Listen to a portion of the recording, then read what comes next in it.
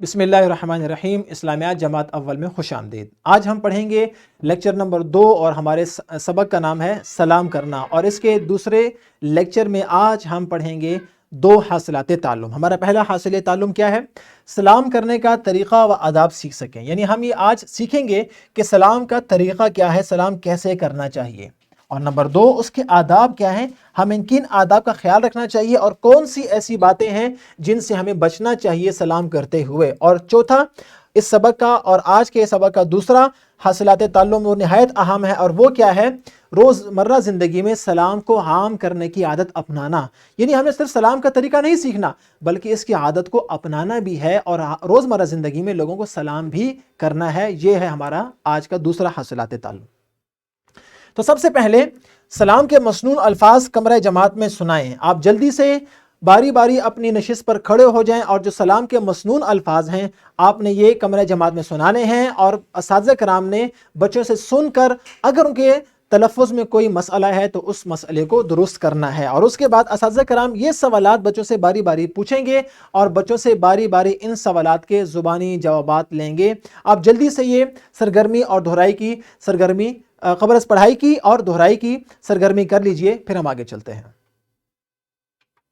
جی تو بچوں، دیکھا آپ نے کہ آپ نے سلام کے مسنون الفاظ سیکھے اور آپ نے ان سوالات کے جواب دیے، تو اس سے آپ کو ایک اندازہ ہوا کہ ہمیں سلام تو عام اور روزمرہ زندگی میں کرتے رہنا چاہیے، لیکن اس کا ایک طریقہ ہے، اس کے کچھ آداب ہیں، ہمیں ان آداب کا بھی خیال رکھنا چاہیے کہ ہم ان آداب کا خیال رکھتے ہوئے کیا کریں؟ سلام کریں۔ ایک بات تو ہم نے کل پڑھی تھی کہ سلام کے مکمل الفاظ بولنے چاہیے۔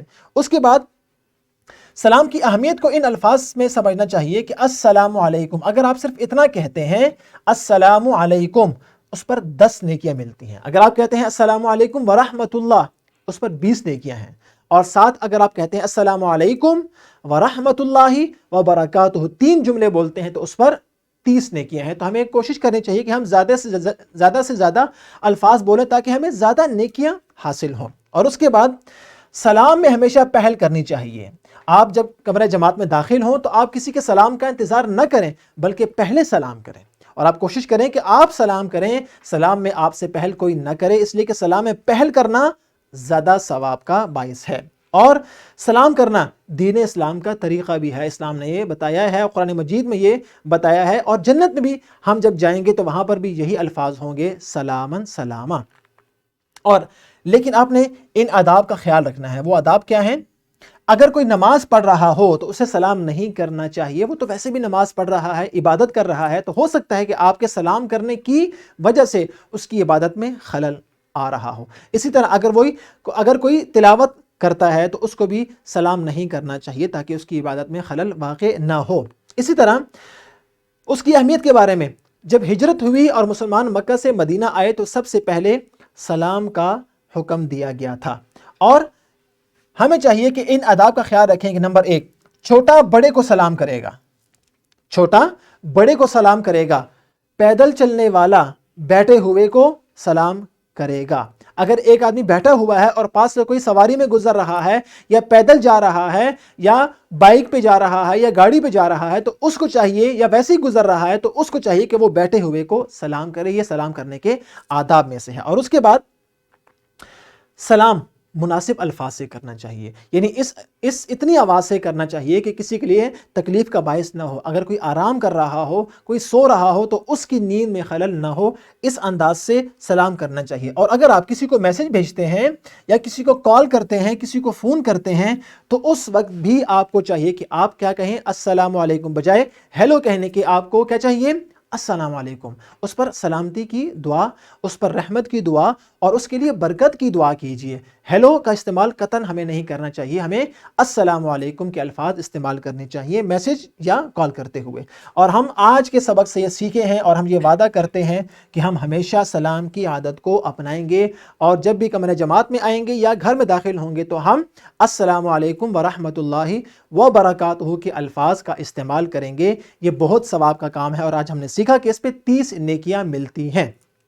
تو جلدی سے اپنی کتاب کھول لیجئے اور متعلقہ اقتباس کی بلند خوانی کیجئے، اور اساتذہ کرام اس موقع پر موجود رہیں اور ان کی نگرانی کریں تاکہ وہ درست الفاظ اور درست ادائیگی کے ساتھ یہ اقتباس پڑھ سکیں۔ اور اس کے بعد جو مشق سوالات آج کے حاصلات تعلم سے متعلق ہیں، آپ نے وہ سوالات ابھی کمرہ جماعت میں حل کرنے ہیں، اور اگر کوئی سوال رہ جاتا ہے تو آپ نے گھر کے کام کے طور پر گھر میں ان کو حل کرنا ہے، لیکن آپ نے یہ سرگرمی ابھی کرنی ہے۔ اور وہ کیا ہے؟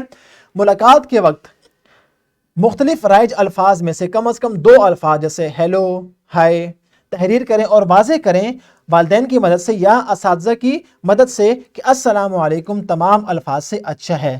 دیکھیں جب آپ کسی سے ملتے ہیں تو بعض لوگ کہتے ہیں صبح بخیر، شب بخیر، یا گڈ مارننگ، گڈ نائٹ، یا ہیلو یا ہائے وغیرہ، تو آپ یہ بتائیں کہ السلام علیکم ورحمۃ اللہ وبرکاتہ کے الفاظ کیوں ان الفاظ سے بہتر ہیں۔